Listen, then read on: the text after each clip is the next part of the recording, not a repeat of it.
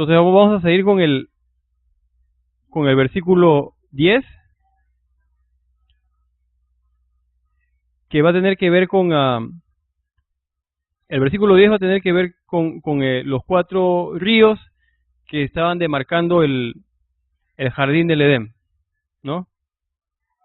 Entonces, los 4 ríos vamos a ver que hay nombres conocidos de 2 de ellos, y de los otros 2 no se sabe mucho, ¿no? Entonces, otra vez, acabamos de ver de los 2 árboles, el árbol de la vida, de la ciencia, del bien y del mal. Vamos al versículo 10, ¿no? Y ahí vamos a continuar a seguir. Dice el versículo 10, y salía de Edén un río para regar el huerto, y de allí se repartía en 4 brazos. El nombre del uno era Pisón, este es el que rodea toda la tierra de Havila, donde hay oro. Y el oro de aquella tierra es bueno, hay allí también bedelio y ónice. Entonces, estamos viendo lo que es el jardín del Edén, ¿no? Y vemos que este jardín, que con una vegetación tan abundante y tan cuidadosamente preparado por Dios, estaba rodeado de cuatro ríos que eran necesarios para regar. Miren lo que dice el versículo 10. Y salía de Edén un río para regar el huerto. Había un río especial para regar este jardín del Edén. Y este río se convertía en 4, tenía 4 brazos, ¿no? El nombre del uno era Pisón. Este es el que rodea toda la tierra de Havila, donde hay oro. Y el oro de aquella tierra es bueno. Hay allí también bedelio y ónice. Entonces vemos el río Pisón que rodea la tierra de Havila. No estamos seguros del todo de la ubicación de la tierra de Havila, pero lo que sí sabemos es que era una tierra donde había oro, ¿no? Y había oro de 18 quilates, porque dice, y el oro de aquella tierra es bueno, ¿no? Hay allí también bedelio y ónice. Había buen oro en esa tierra.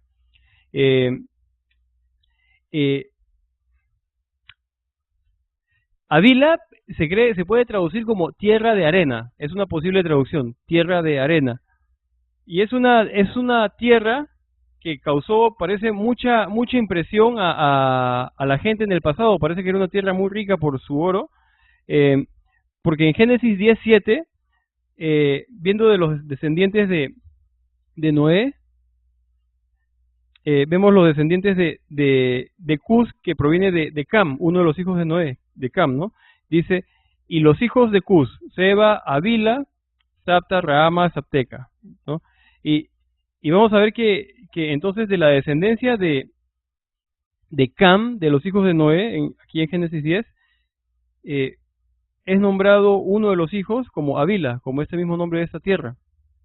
Y Sem, el otro hijo de Noé, Sem, también viendo su descendencia en Génesis 10:29, hay un descendiente de él, bueno, hay varios, Ofir, Havila y Jobab. Todos estos fueron hijos de Joctán. Havila, otra vez, 2 hijos de Noé, o 2 de sus descendientes, pusieron a sus hijos por nombre Havila. Parece que quedaron muy impresionados con esta tierra, el tipo de tierra que era de muchas riquezas, ¿no? Aparentemente. Entonces, esta era la tierra de Havila, en la cual había oro. Ahora, ese fue el primer río. El versículo 13 dice, el nombre del segundo río es Gihón. Este es el que rodea toda la tierra de Cus. Toda la tierra de Cus. Y el nombre del tercer río es Hiddekel. Hiddekel, que este es el que va al oriente de Asiria. Y el cuarto río es el Éufrates, ¿no? El río Gihón, el segundo, perdón, es el que rodea la tierra de Cus. Se cree que la tierra de Cus iba hacia la región de Etiopía. Eso es lo que se cree. La tierra de Cus iba hacia esa zona de Arabia y Etiopía, ¿no? El río Gihón, el segundo.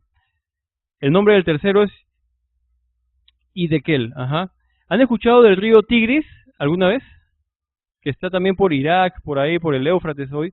Se cree que el Hiddekel es el Tigris. Se cree, ajá. Posiblemente el Hiddekel es el río Tigris. Ujú. Lo que se conoce como el río Tigris. Ujú. ¿No? El río Tigris.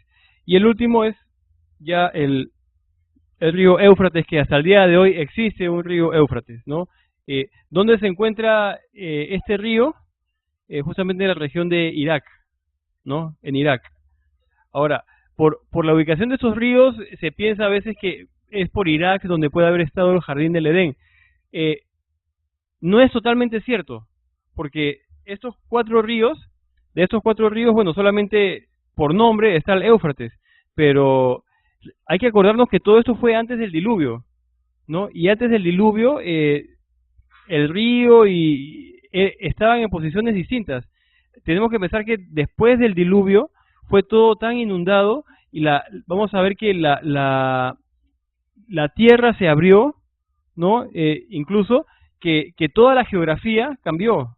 Entonces, después de un diluvio universal, es realmente imposible decir que es aquí, en este río, este es el verdadero Éufrates, y este es el otro Hiddekel. Es realmente imposible. No se puede decir que es en Irak donde estuvo el jardín del Edén, justamente porque solamente se habla del río Éufrates y no se sabe mucho más de los otros, ¿no? Eh, Así que esa es la razón. El diluvio hizo que todos los ríos, bueno, se perdieran, se abrieron fuentes de la tierra, se crearon nuevos ríos, canales, y no se sabe. Nadie puede decir a ciencia cierta fue aquí en este lugar, aunque hay diferentes creencias, ¿no? Entonces están los cuatro ríos, el Éufrates también, ¿no? Y, y ahora, después de hablar de los ríos que salían del Edén, otra vez volvemos a lo que el Señor está haciendo. Y si estaban apuntando lo que Dios estaba haciendo, en el versículo 15, Dios vuelve a hacer otra cosa. Dice, tomó pues Jehová Dios al hombre y lo puso en el puerto del Edén para que lo labrara y lo guardase. Dios mismo lo pone a Adán en el huerto de Edén, ¿no? Para que lo labrara y que lo guardase. Hay una cosa acá. Lo puso ahí adentro, lo creó para Adán, pero ¿con qué fin? Acá hay dos, es para que lo labrara y lo guardase, ¿no? En, lo puso Dios a trabajar, a Adán, ¿no?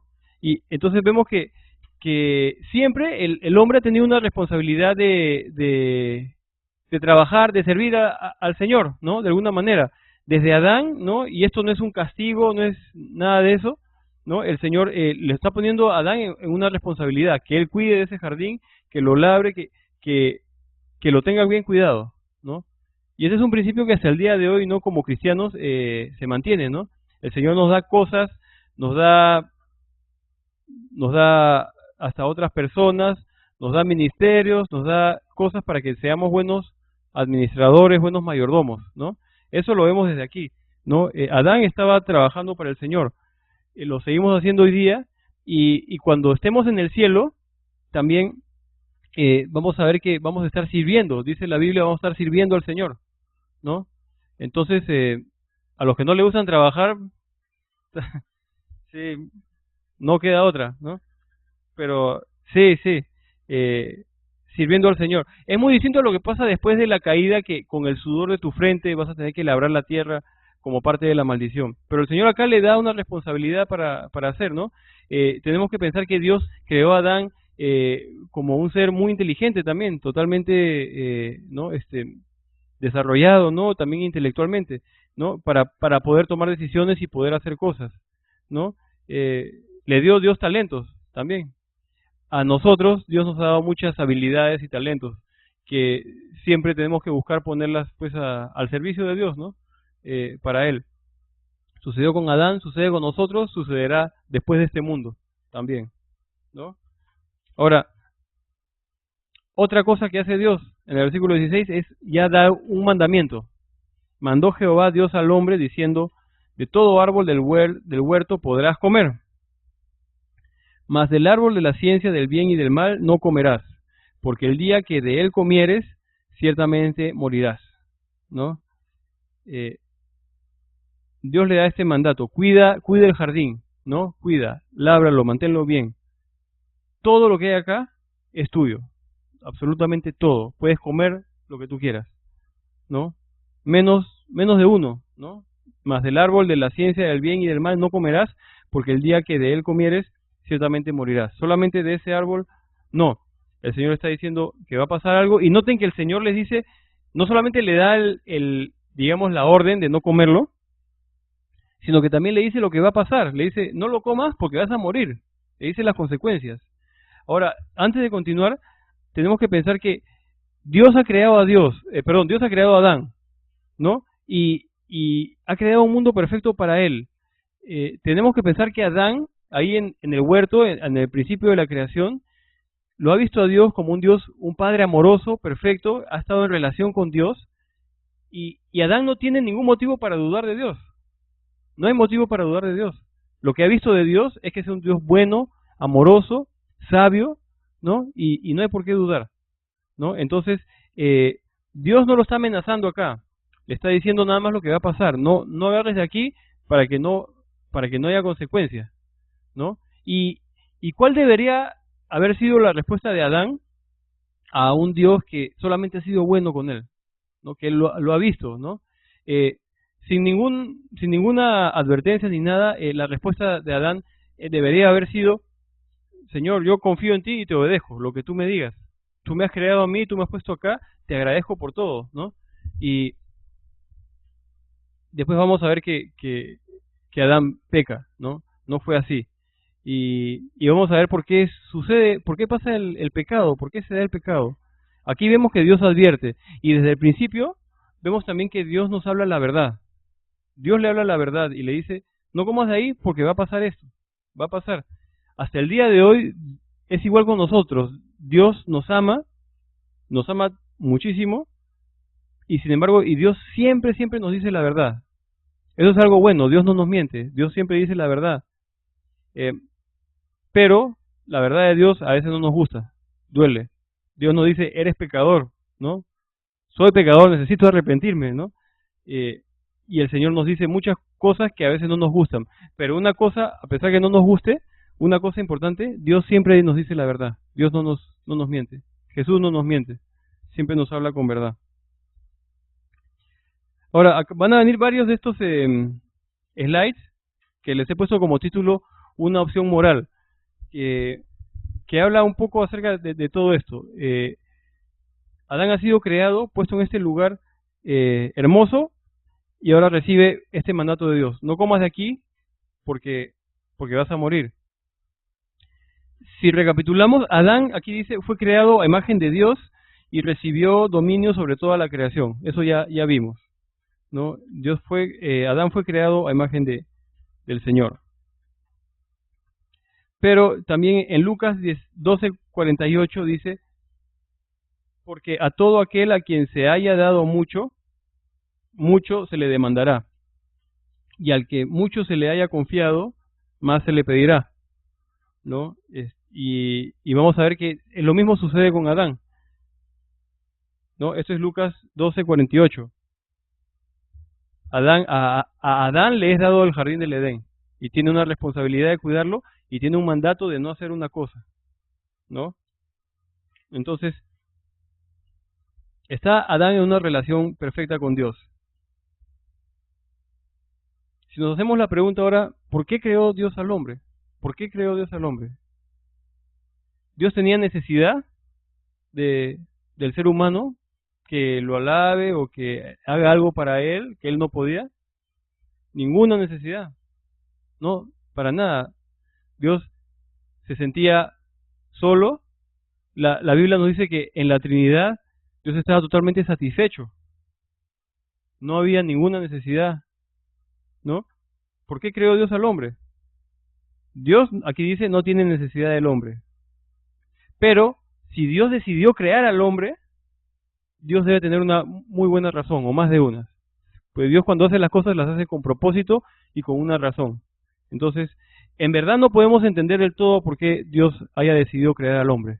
Pero el hecho que nos haya creado, nos tiene que hacer pensar que Dios tenía muy buenas razones para habernos creado, ¿no? Y es lo que dice ahí. ¿no? Algún día vamos a poder entender del todo. La Biblia nos da ciertas respuestas. Hemos sido creados para la gloria de Dios. Hemos sido creados, bueno, Dios nos creó para tener una comunión, una relación de amor también, ¿no? Entre el hombre y Dios. Eso sí sabemos, ¿no? Pero las razones infinitas de Dios solamente Él las sabe. Solo podemos decir que son buenas razones. ¿Qué sabemos de Dios? Sabemos que Dios es un Dios de amor. Dios es amor, ¿no es cierto? Dice en 1 de Juan 4, versículos 16 al 19, dice: y nosotros hemos conocido y creído el amor que Dios tiene para con nosotros. Dios es amor, y el que permanece en amor, permanece en Dios y Dios en él. En esto se ha perfeccionado el amor en nosotros, para que tengamos confianza en el día del juicio, pues como Él es, así somos nosotros en este mundo. Y vemos aquí, ¿no? El amor, ¿cómo empieza Juan en esta parte? Y nosotros hemos conocido y creído el amor que Dios tiene para con nosotros. Dios es amor. Conocemos y creemos el amor de Dios hacia nosotros. Y bueno, vemos que Dios es amor. 1 de Juan 4, versículos 16 y creo 17, es ahí.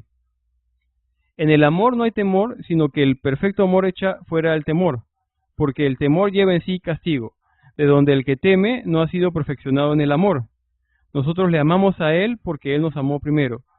1 de Juan 4, 16, 17.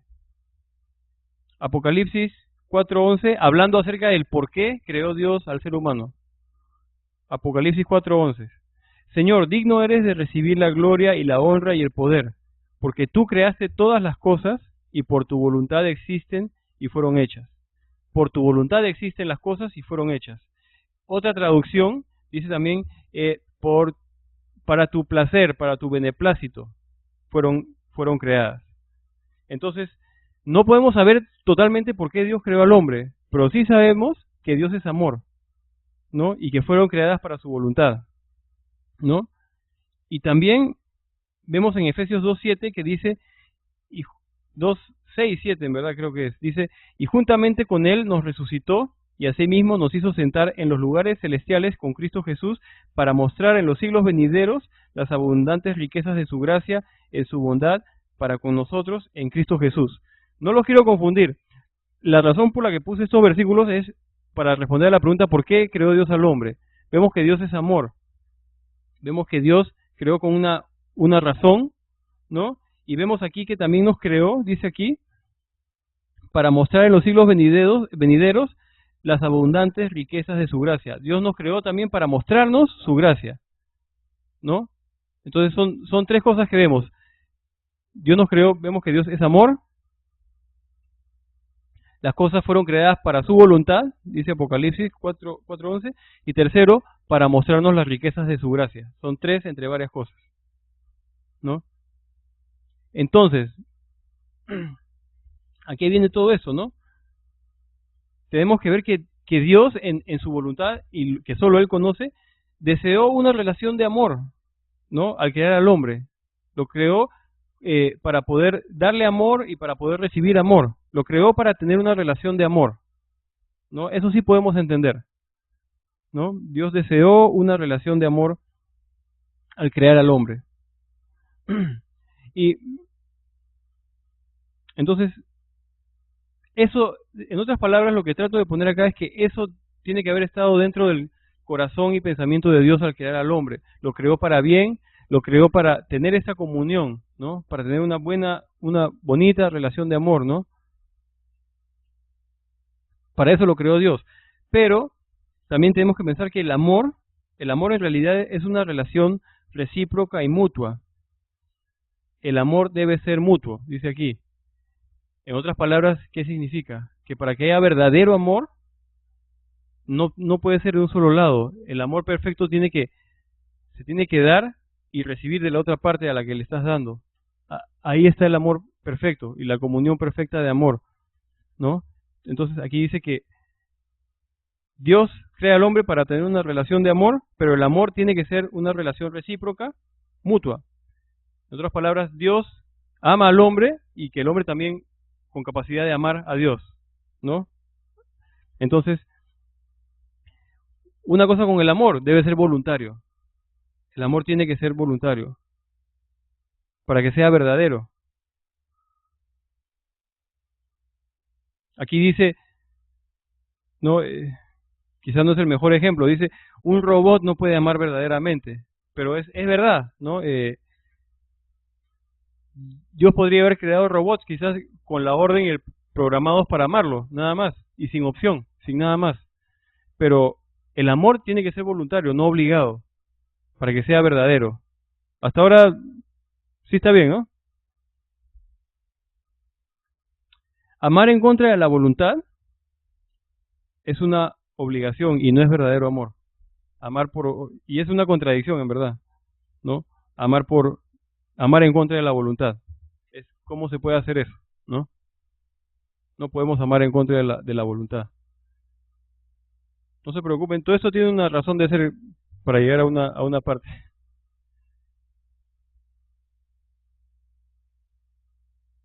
¿No? Amar en contra de la voluntad es una obligación y no es verdadero amor. ¿No?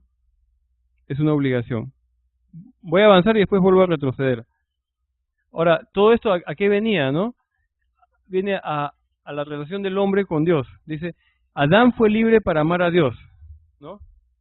Pero Adán, aquí viene el asunto, Adán fue libre también para no amar a Dios. Dios en su infinita bondad crea al hombre y lo crea como un agente moral totalmente libre. Dios al poner el árbol le está diciendo, ¿sabes qué? Tú tienes la capacidad de obedecerme y amarme, o si quieres, puedes rechazar, ¿no? Puedes hacerlo, no te lo voy a impedir, ¿no? Dios lo crea así a Adán, no lo crea nada más con la opción de amar y obedecer y punto, ¿no? Y a eso venía todo esto, que el árbol ha sido puesto, el árbol de la ciencia del bien y del mal,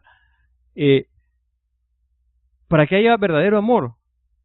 Porque Dios le dice a Adán, puedes hacer esto, pero de este no comas. Y ahora Adán sí es totalmente libre para decidir amar a Dios, seguirlo, obedecerlo o no. Él tiene la opción de decir, no quiero. Tiene la opción, ¿no? Antes no la tenía. A eso iba todos estos pensamientos del amor recíproco y todo eso, ¿no? Entonces, Adán recibió la oportunidad de tomar la decisión de amar a Dios. Y Dios, en verdad es maravilloso, también le da la opción de rechazarlo. Le va a decir lo que le va a pasar si lo rechaza, pero le está dando la opción, ¿no?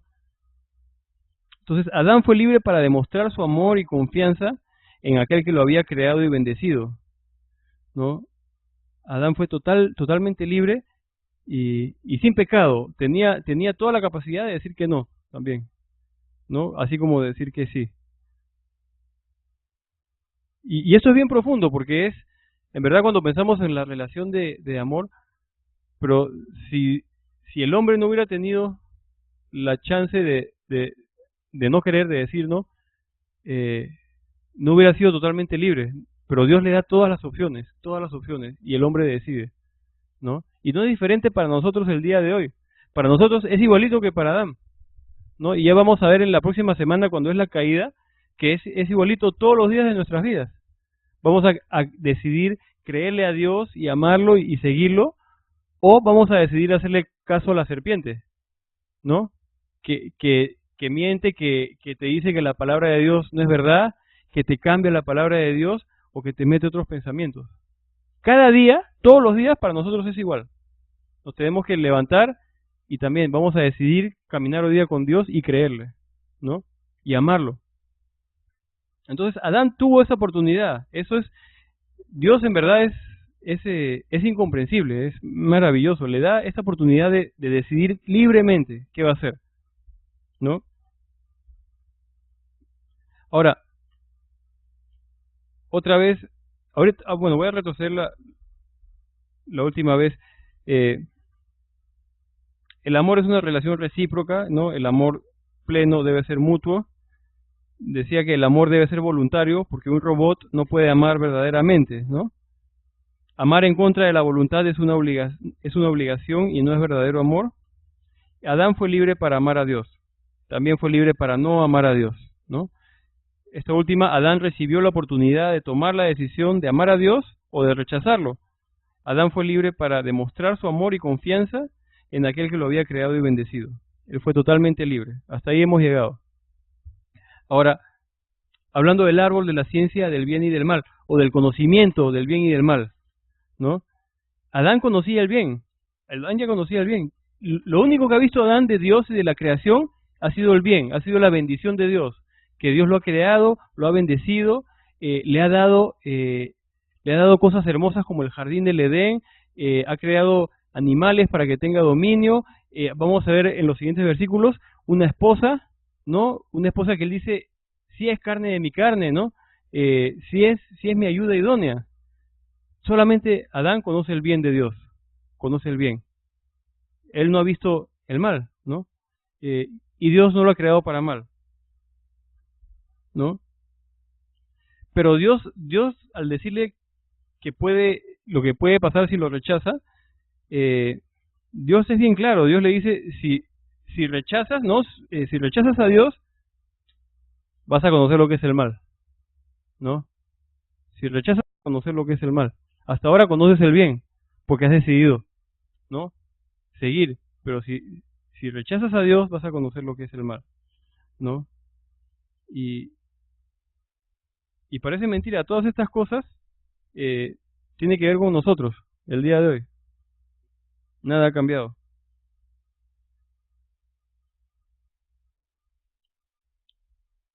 ¿No? Entonces, rechazar a Dios al rechazarlo van a poder conocer lo que es el mal. No tienes por qué conocer el mal. Dios le dice, no tienes por qué conocerlo, ¿no? Pero sí va a haber mal, sí va a haber mal resultado si haces esto, ¿no? Entonces, el rechazar a Dios, nosotros sabemos ya, Dios le dice a Adán, ciertamente morirás, ¿no? Y de hecho se cumplió, cuando Adán pecó, entró la muerte al mundo, la muerte física. Pero lo peor no fue la muerte física, fue la muerte espiritual, ¿no? Porque a partir de ahí el hombre quedó separado de su relación con Dios, separado, ¿no? Y nosotros, descendientes de Adán, hemos heredado el pecado, ¿no? Y el pecado el pecado nos descalifica delante de Dios, ¿no? Estamos muertos y merecemos el infierno ante un Dios santo, ¿no? Entonces rechazar a Dios es grave y Dios le había dicho, es muerte física, muerte espiritual. Y aquí, entre comillas, se ha puesto la pregunta, ¿por qué creó Dios el mal? No sé si alguien les ha preguntado alguna vez. Generalmente la gente que le busca poner peros a Dios, o que está cerrada y no quiere creer, o gente atea, ¿no? Saca esa pregunta. ¿Y Dios, si es tan bueno, por qué creó el mal? Es una pregunta que a veces a uno lo puede dejar, en verdad, en una posición difícil. ¿Por qué Dios creó el mal? ¿No? Pero el hecho es que Dios no creó el mal. El mal no es una creación. El mal es la consecuencia de rechazar a Dios. Dios no lo crea. Tú te alejas de lo bueno y va a venir lo malo. Aquí dice, el mal no es una creación, es la ausencia del bien. Y después dice, es una consecuencia de rechazar a Dios. He leído bastantes páginas acerca de lo que es el mal y de esto, por qué Dios permite que haya el mal. Y a veces hay respuestas muy filosóficas. Esto a lo mejor puede parecer un poco así también, pero yo se los doy no como una respuesta final, pero sí como algo que muchos cristianos lo enseñan. El mal no es una creación de Dios. El mal es la ausencia del bien, ¿no? Alguien lo comparaba, y quizás es un mal ejemplo, pero se los voy a decir de todos modos. ¿Se han visto las donuts o los picarones redonditas con un hueco en el medio, ¿no? Y decían, el picarón o la donut ese es el bien, ¿no? Y el hueco es el mal. Y si no tienes la donut, no tienes el picarón, ¿qué te queda? No te queda nada, ¿no? Y ese mal es la ausencia del bien. Es como una donut que tiene el hueco en el medio. Esa ausencia de donuts, ese es el mal. Simplemente no es nada, no está ahí, ¿no? Es es la ausencia de algo, ¿no? Es, ¿sí? ¿Ya lo confundí? ¿Sí? ¿No? ¿Sí? ¿Sí? Es un ejemplo que escuché, ¿no? Es, para hacerlo simple, es la ausencia de bien, en pocas palabras, es ausencia de bien. Entonces, cuidado porque mucha gente, sobre todo que refuta la Biblia, pregunta esas cosas. ¿Por qué si Dios es tan bueno creó el mal o creó tanta injusticia? Y no es así, ¿no? Otra vez hacen la pregunta también, eh, ¿por qué entonces si Dios es tan bueno y tan perfecto? Y esto sí lo dicen los ateos, es algo que dicen los ateos. ¿Por qué si Dios creó todo tan bien y Dios es tan bueno, por qué hay tanta maldad en este mundo? ¿Por qué hay tanta injusticia, tanto dolor? Y dicen, ¿no? Dios o Dios no es bueno, como dicen, o Dios no puede hacerlo todo, porque si Dios pudiera hacer todo, Dios lo arreglaría todo.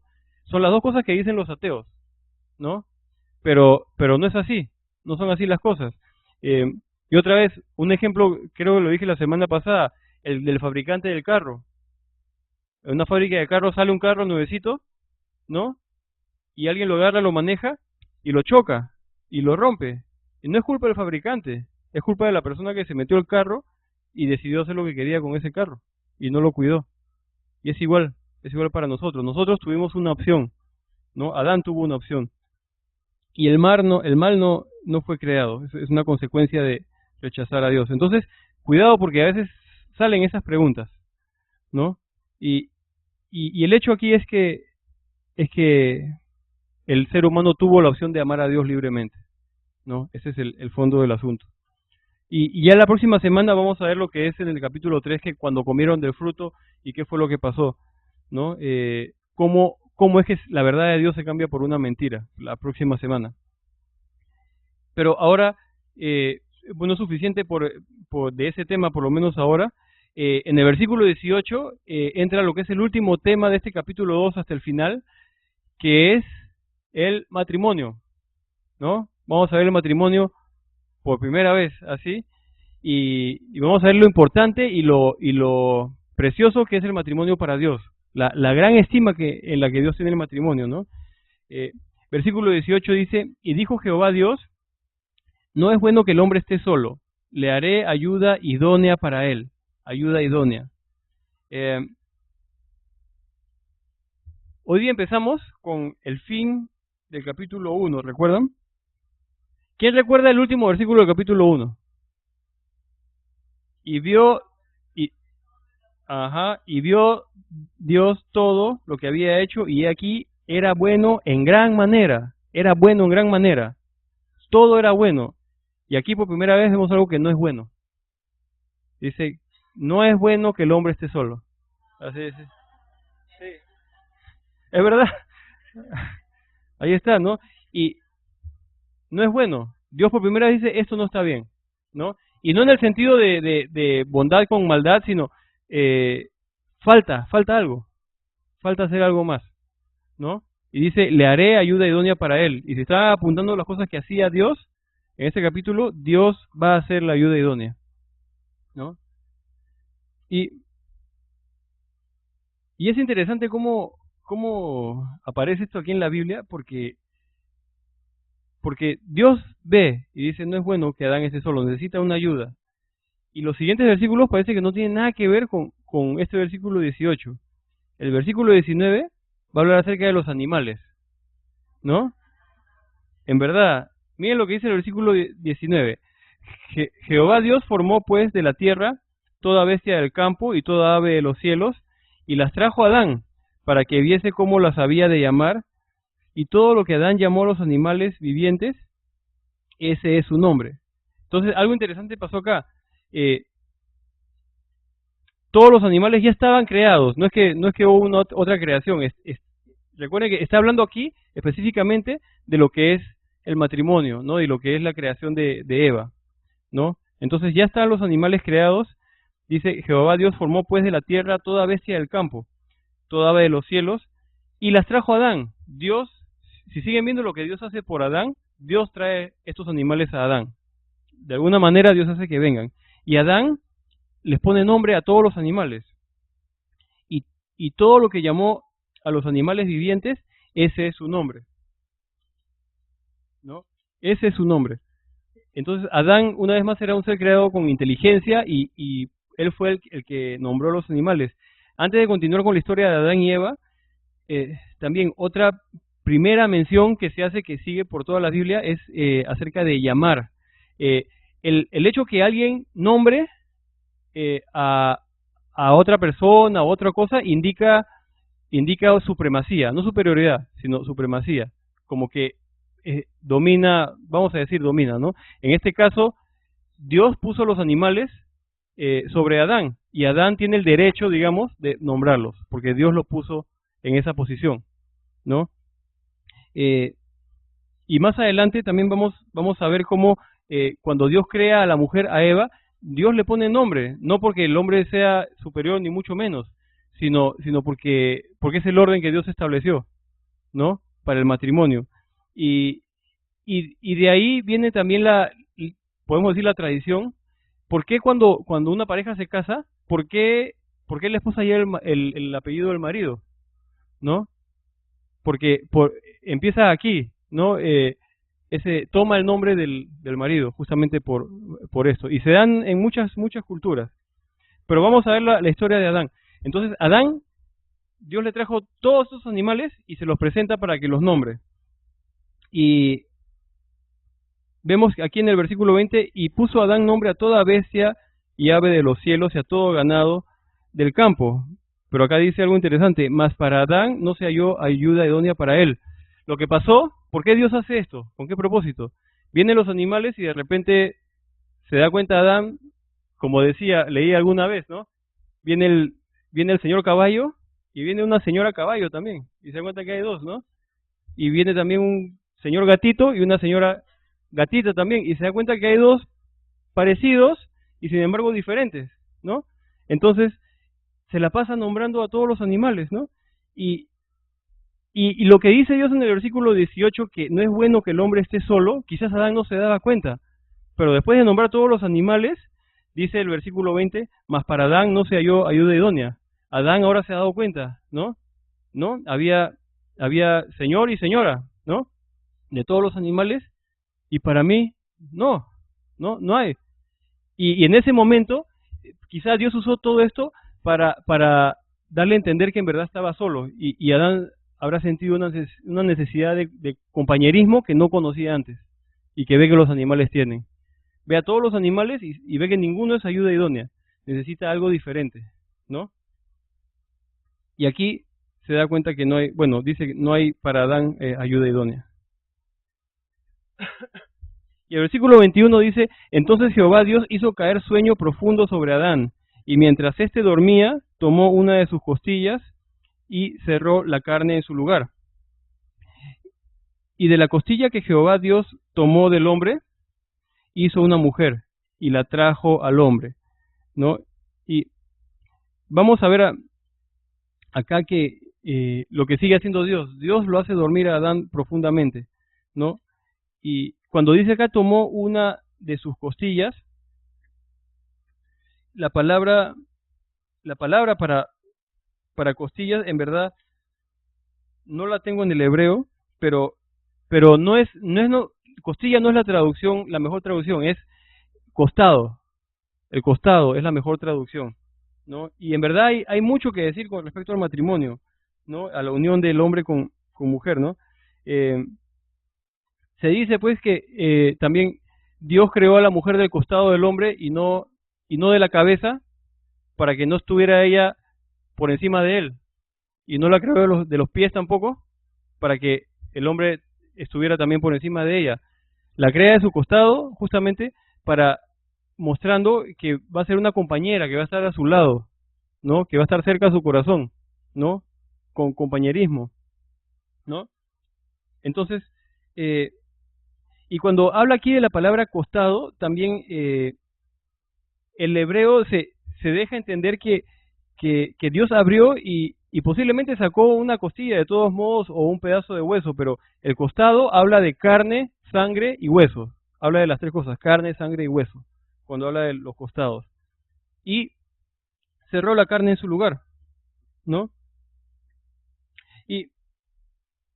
Y de la costilla que Jehová Dios tomó del hombre, hizo una mujer, o del costado, hizo a una mujer, y la trajo al hombre, ¿no? Y aquí es donde vemos como se dice, el primer matrimonio de la historia, ¿no? Que fue un matrimonio único. Y fuera de bromas, es más que eso, ¿no? Vemos la institución del matrimonio, que es, en toda la Biblia, la primera institución humana que pone Dios en su palabra es el matrimonio. Para que aprendamos lo importante que es, lo precioso que es el matrimonio para Dios. Para Dios el matrimonio no es un juego, ¿no? Es algo serio, es algo para toda la vida, ¿no? Y Dios honra el matrimonio. Estaba leyendo que las diferentes culturas, también a través de los siglos, gente que ha investigado, no sé, antropólogos, gente que se dedica a ver lo de las culturas pasadas, se han dado cuenta que en la mayoría de culturas lo que ha prevalecido siempre ha sido el matrimonio monógamo de un hombre con una mujer. Aparentemente en diferentes culturas ha sido la forma ideal de llevar una familia. Y nadie se pregunta por qué ni de dónde viene. Pero Dios lo dice aquí al principio de su palabra. Estamos en el segundo capítulo de Génesis, ¿no? Y es simplemente porque Dios lo instituye, ¿no? Y muestra que es la mejor manera de vivir. Es la primera institución humana, ¿no? Y es tan importante, ¿no? Cuando nacen hijos chicos, si no hubiera familia constituida, los niños no tendrían la protección y la guía que necesitan, ¿no? La familia da eso, da protección, da guía, ¿no? El hogar, cuando hay un esposo, una esposa, hijos, ¿no? Basado en respeto y en amor mutuos, ¿no? Es una institución en verdad edificante, no ha sido creada para molestar al hombre, como a veces pareciera, sobre todo gente que no es cristiana, ¿no? Que cada vez parece menos común el matrimonio, ¿no? Pero ha sido creado como una bendición para el hombre, ¿no? De la familia, digamos, que salen de los matrimonios, se formaron los antiguos sistemas tribales y patriarcales, ¿no? De ahí pequeñas formas de gobierno. Se juntaron una familia grande y digamos, el papá del abuelo al final era el jefe el que mandaba. Las formas primitivas de gobierno salen de ahí. Las formas primitivas de educación, de lo que es una escuela. ¿Qué es una escuela? Una persona en autoridad enseñando. Tiene su origen en la casa también. Para que veamos lo importante que es eso, ¿no? Incluso hay cierta semejanza entre lo que es la iglesia, ¿no? Con un pastor o alguien a la cabeza, y no una semejanza entre padres e hijos, ¿no? Hay mucha figura de lo que es el matrimonio, ¿no? Y hoy en día está muy venido menos, ¿no? Creo que en Estados Unidos hay casi la misma cantidad de divorcios que de matrimonios al año, ¿no? Ya en verdad no se toma en serio, pero Dios sí lo toma en serio, ¿no? Y lo pone aquí para que nosotros aprendamos del principio, ¿no? Que es necesario, en verdad, ¿no? Y también, bueno, vamos a tener que acabar. Este primer matrimonio de Adán y Eva también siempre puede reflejar un poco lo que es lo que Jesucristo hizo por nosotros. Vemos aquí que Adán fue puesto en un profundo sueño, ¿no? Y fue quitado algo de su costado también, ¿no? Y en Juan 19, versículos 34 a 36, vemos a alguien más cuyo costado fue traspasado por una lanza y del cual también salió, bueno, sangre y agua. Y alguien a quien no se le rompió ni un hueso. Y vemos a Jesucristo y vemos la imagen de Jesucristo en ese dormir de Adán y despertar con una esposa, ¿no? Porque nosotros, el Señor vino y murió por nosotros en la cruz. Y también su costado fue traspasado y dio su sangre, ¿no? ¿Y para qué? Para poder ganar para sí una esposa, que somos nosotros, somos la iglesia, ¿no? Y podemos ver en el primer Adán un reflejo del segundo Adán, ¿no? Y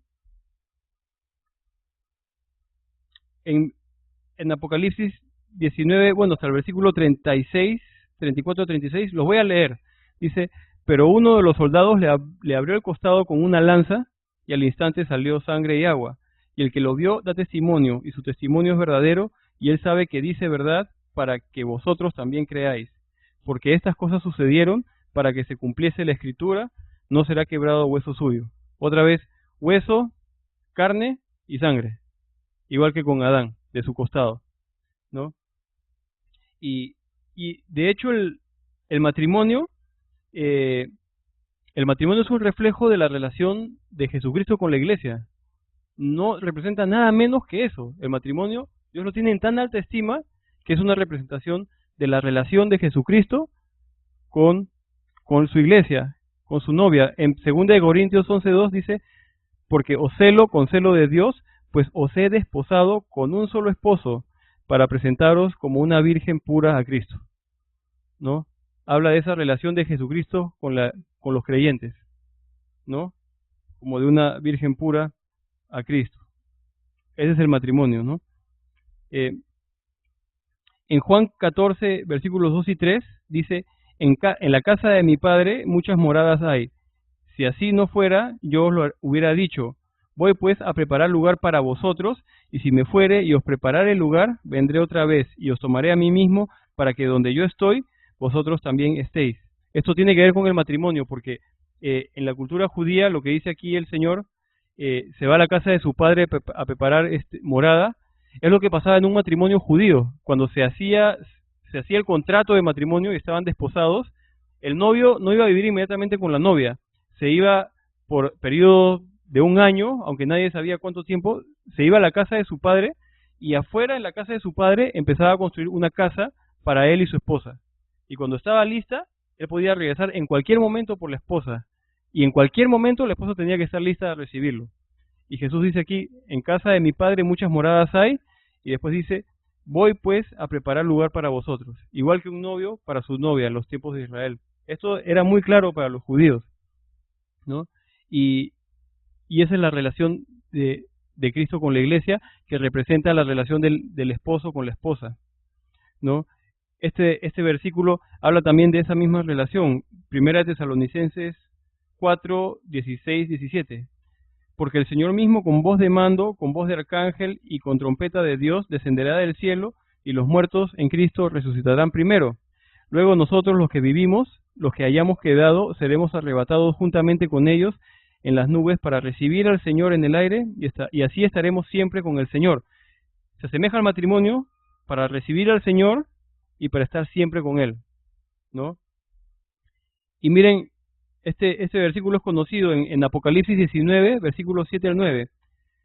Gocémonos y alegrémonos, démosle gloria, porque han llegado las bodas del Cordero, y su esposa se ha preparado, y a ella se le ha concedido que se vista de lino fino, limpio y resplandeciente, porque el lino fino es las acciones justas de los santos. Su esposa se ha preparado, su esposa, ¿no? Otra vez, volviendo a Adán y Eva, ¿no? La relación del matrimonio significa mucho, mucho para Dios, ¿no? El marido tiene que representar al Señor, ¿no? Y tiene que amar con ese amor con el que Cristo amó a la iglesia, que es, dio su vida, nada menos, ¿no? Y lo vemos desde un principio. Eso es lo que el Señor desea del matrimonio, y lo presenta como un patrón desde Adán y Eva, ¿no? Es lo que el Señor había querido que fuera. Este es el último versículo de Apocalipsis 21, del 1 al 4. Apocalipsis 21, del 1 al 4 lo voy a leer. Dice, vi un cielo nuevo y una tierra nueva, porque el primer cielo y la primera tierra pasaron, y el mar ya no existía más. Y yo, Juan, vi la santa ciudad, la nueva Jerusalén, descender del cielo de Dios, dispuesta como una esposa, ataviada para su marido. Y oí una gran voz del cielo que decía, he aquí el tabernáculo de Dios con los hombres, y Él morará con ellos, y ellos serán su pueblo. Y Dios mismo estará con ellos como su Dios. Enjugará a Dios toda lágrima de los ojos de ellos, y ya no habrá muerte, ni habrá más llanto, ni clamor, ni dolor, porque las primeras cosas pasaron. También como una esposa ataviada para su marido, descendía a la nueva Jerusalén, ¿no? Entonces, vemos, Adán había visto a todos los animales, ¿no? Macho y hembra, y ahora duerme y se despierta y se encuentra con Eva, ¿no? y él reconoce que es lo que necesitaba. Y dijo entonces Adán, esto es ahora hueso de mis huesos y carne de mi carne. Esta será llamada varona porque del varón fue tomada. La palabra varona se puede traducir como mujer también, que es la palabra isha, como dice acá. La palabra varón es ish, ¿no? Por eso la traducción al castellano es varona y varón, para que sea parecido a ish y a isha, pero es, es varón y mujer, ¿no? Varón y mujer,